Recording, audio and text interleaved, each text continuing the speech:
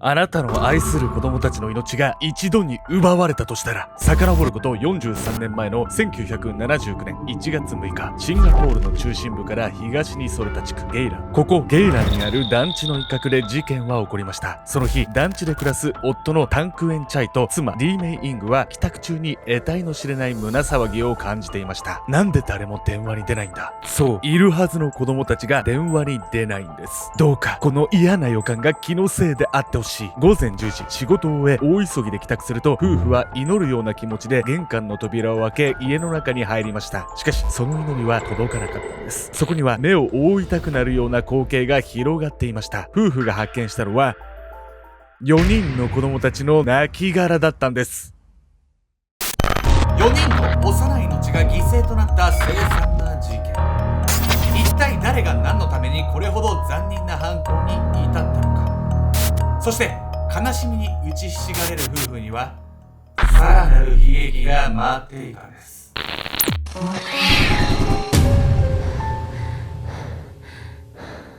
おざす。今年も花粉症が辛いケンちゃんです。花粉になって飛んでみたいやみやみこです。おめえかい花粉。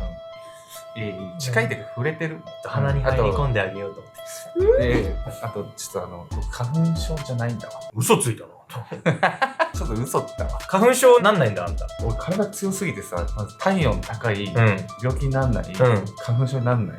目かゆくなったりとかさ、なんか肌かゆくなったりとかしない花粉だと。肌強いんですよ。敵じゃんあんた。人間あんた。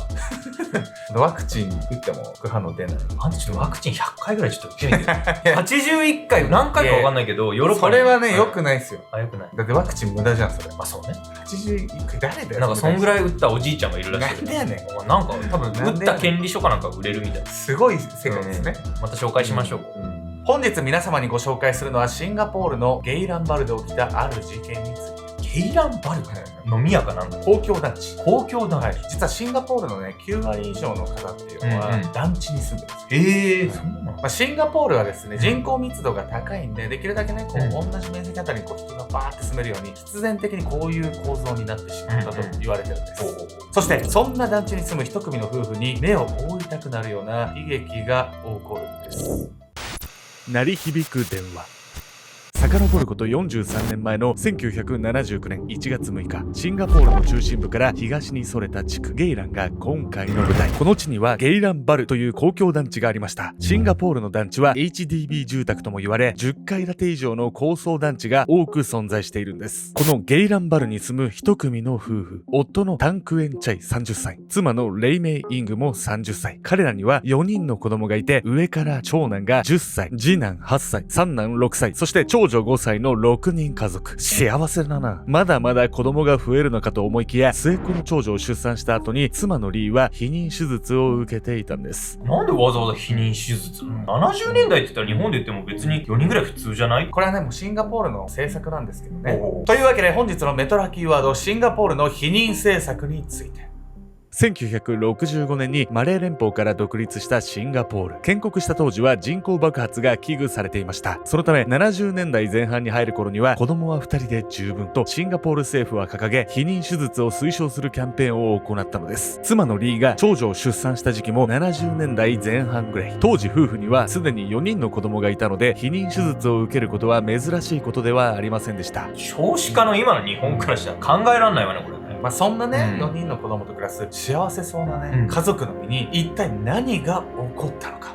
夫婦は2人でスクールバスの運営をしていました。小学生になったら歩いて通学する日本とは違い、シンガポールでは多くの小学生たちが通学にスクールバスを利用、もしくは親が送迎をするんです。いいよね。スクールバスあるなんてすごい羨ましいわよ。シンガポールはね、もう子供の通学範囲が広すぎて、歩いていくの無理なんですよ。使わないとね。でも親からしたら安心ポイントね、これね。なんか道端で誘拐されるとか、ないよね。確率は減るんでね。毎朝夫婦がスクールバスの仕事に行くために家を出る時間は6時35分。この日も例外ではありませんでした。夫婦が出発する6時35分。この時間、4人の子供はすやすやと夢の中。それじゃあ行ってくるからね、と子供たちの耳元で小声で囁きます。可愛い寝顔をいつまでも見ていたい夫婦だったんですが、子供たちを起こさないように静かに家を出るんです。夫婦が仕事に出かけて少しした後、そろそろ時間ね、あの子たちを起こさないと。毎朝7時10分に家に電話をして子供たちを起こすのが決まりだったんです。。その日もいつも通りに仕事の合間を縫って電話をかけたんですが、あれおかしいな。いつもならすぐに出るはずの電話。この日に限っては誰も電話に出ないんです。まだ寝てるのかしら。そろそろ子供たちも学校に行く時間。このままでは遅刻してしまいます。子供が学校に遅刻することも心配だったんですが、夫婦にはそれ以上に不安なことがあったんです。今まで夫婦がかける朝の電話に出ないことなど一度もなかったんです。なんだか嫌な予感がする。寝てただけじゃないのこれ。私もたまに寝ちゃってて気づかない時とかあるし。まあでもね、普通はね、電話に出なかったら寝てるわって思いますよね。でもいつもはね、電話に出てたみたいなんです。確かにそれ心配になるわね。そうですね。いつも電話出るのに何かあったんかな。なるほどね。逆になりますよね。そして不安になった夫婦はですね、隣の家の住人に連絡をして子供たちの様子を見に行ってほしいと頼んだんです。夫婦に頼まれて子供たちの様子を見に行くことになった隣人。誰かいないの？隣人がいくら扉を叩いても誰も出てきません。おかしいわね。本当に誰もいないのかしら。今度は呼び鈴を鳴らしてみました。それでも返答はありません。それどころか家の中から物音一つしない。隣人から扉を叩いても誰も出てこなかったと聞いた夫婦。すぐにでも家に帰りたかったんですが、仕事を放り出すことはできませんでした。最初の電話から3時間後の午前10時、夫婦はスクールバスの仕事を終えました。これでやっと子供たちの様子を確認することができるとすぐさま家に帰りました。家に着くと急いで玄関から中に入る夫婦。人の気配を全く感じない室内。一体何があったんだ。得体の知れない胸騒ぎに襲われました。怖いほどの静寂がそこにはあったんです。夫婦は恐る恐る家の中へ。まずは子供部屋に向かったんですが、ベッドはもぬけの殻。そして家中を探し回っていた夫婦が最後にたどり着いたのは浴室。恐る恐る浴室の扉に手を伸ばしました。夫婦が浴室で目にしたのはあまりにも残酷な光景でした。そう、それは重なり合った4人の死体。いや、ちょっと待ってよ。どういう状況なのこれ。お風呂場で何があったっていうのよ。まあね、こう浴室にね、4人の子供の遺体があったっていうところで、死因とかが気になるんですけど、これがそもそも事件なのか、事故なのか、謎が深まるばかりなんです。浴室で発見された血まみれの4人の子供の死体。子供たちはお互いが重なり合った状態でした。服装は全員が T シャツにズボン姿。眠っているところを襲われたのでしょうか。4人とも頭を刃物でめった切りにされて一面血の海。この状況からもわかるように4人の幼い子供たちは何者かによって殺害されたんです。めちゃくちゃ怖いじゃないのこれ。もしかしたらさ、両親が電話して出なかった時って殺されてた可能性もあるんじゃないの。それはね、何とも言えないんですけれど、両親が家を出たのがね、朝の6時30分、そして電話をかけたのが7時10分。このね、空白の35分の間に何かがあったかもしれないんです。傷跡から凶器は刃物のようなものと判明。4人の中で特に傷がひどかったのが長女と長男でした。これはひどいな。警察も顔をしかめるほどのありさま。わずか5歳の長女の顔には深い切り傷。10歳の長男はというと抵抗した結果なのか右腕がほとんど切り落とされかかっていました。司法解剖の結果分かったのは4人の子供たちそれぞれが切りつけられた箇所は20箇所以上だったんです。20箇所ってさ、何の恨みがあってそんなことするの。ひどすぎるわよ、いくらなんでも。この事件はですね、シンガポール史上類を見ない凶悪事件なんです。治安がいいシンガポールでなぜこれほどまで凶悪な事件が起こってしまったのか。裏のアジア。シンガポールの面積は東京23区と同じくらい、とても小さな国なんです。そんな小さな国でありながら560万人もの人々が住んでいます。人口密度は世界で2番目に高い国。狭い土地にたくさんの人が暮らすために高層の団地が多く建設されました。だからシンガポールって団地が多いわけね。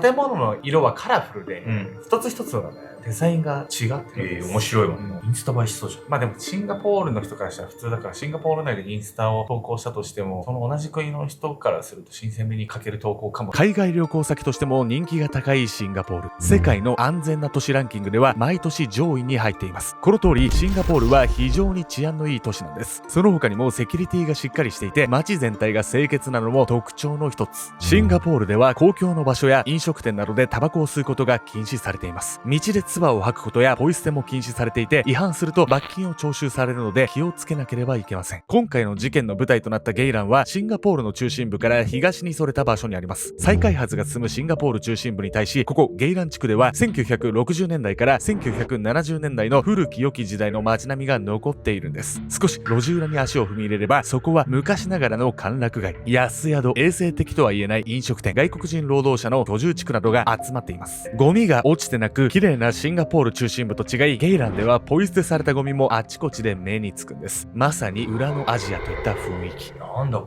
怪しい雰囲気じゃないの。油断してたら事件とかに巻き込まれそうな感じがあるわよ。シンガポールとはね、一口に言っても地域ごとにね、やっぱ特徴があるんです。例えばゲイランの場合はあることでも有名な場所なんです。それはシンガポール政府公認の売春地区であること。合法以外にも非合法の売春宿も多く点在しているんです。これらのことからもわかるように、シンガポール中心部と比べゲイランの治安がいいとは決して言えないのが現実。安いからといって女性が一人で旅をするには危険な地域でもあるんです。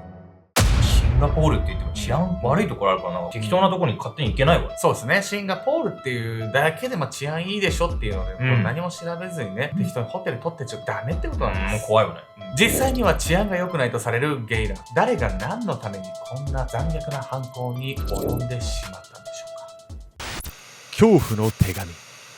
事件当時、現場となった団地の部屋では玄関を無理やりこじ開けたり窓ガラスを割って侵入した形跡はありませんでした。家の中も物色された様子はなく、金品を盗まれてはいなかったんです。これらの状況から警察は家族に恨みを持っている誰かの計画的な犯行と断定。その一方で外部から侵入した形跡がなかったこともあり、警察が最初に疑いの目を向けたのは夫婦だったんです。そんなひどすぎない？ちょっと子供を亡くした両親を第一に疑うなんてさ。でもドラマや小説でもね、第一発見者を疑うっていうのは鉄板テストとしてね、あるっちゃありますよね。愛する4人を皆殺しにされてしまったこの夫婦にさらなる悲劇が襲うんです。シンガポール・ゲイランの団地で起きた凄惨な事件から2週間後、シンガポールでは旧正月を迎えていました。世間はお祝いムード一色の中、夫婦は深い悲しみと喪失感の中にいました。どうしてこんなことになってしまったの？毎年お正月は家族6人で笑って過ごしていたはずなのに、どんなに嘆いても時間が戻ることはありません。辛い現実は容赦なく夫婦に降り注ぎました。そんな事件のショックから到底立ち直ることなどできない状態の夫婦のもとに一通の年賀状が届きました。一体誰からかしら。年賀状の差出人を見て妻のリーは言葉を失った。嘘でしょ。妻リーの異変に気づいた夫のタン。どうしたんだ？差出人のところに書いてあったのは殺人犯。たちの悪いいたずらだ。気にすることはない。でも一体誰がこんなことを？もう考えるのはよそう。そう言って夫のタンは年賀状を破り捨てようとした。その時年賀状の文面が目に飛び込んできた。どういうことだ？その内容に愕然。そこに書いてあった言葉とは、もう子孫は残せないね。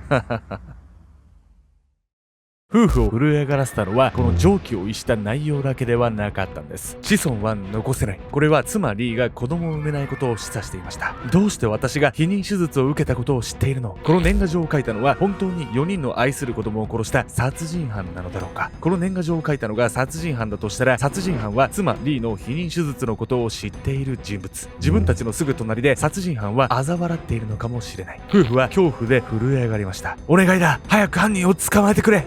どうか神様お願いします。夫婦の祈りは虚しく消えていきました。これって顔見知りの犯行ってことじゃないの？だってもう奥さんの避妊手術のこと知ってるってそうじゃない？確かにね、犯人は夫婦の身近な存在かもしれません。いやもうそれだったら友人近辺調べればわかるんじゃないの？犯人が。当初犯人はすぐに捕まるだろうと思われていました。しかし警察の予想に反して捜査は思いのほか難航。結局犯人逮捕には至りませんでした。そして事件から40年経った今でも未解決のまま、妻のリーは再び手術を受けて妊娠可能になりました。その後男の子を出産。夫婦は今でも野放しにされた殺人犯の影に怯えながらどこかで暮らしているのかもしれません。いやーね、皆さんね、ここまでね、アルゴメントリ見てくださってね、本当にありがとうございます。ここでね、我々のね、会社でですね、インターン生を募集してます。学生のインターン生。ご興味ある方は概要欄、またはコメント欄にあるリンクからね、ご応募いただければと思います。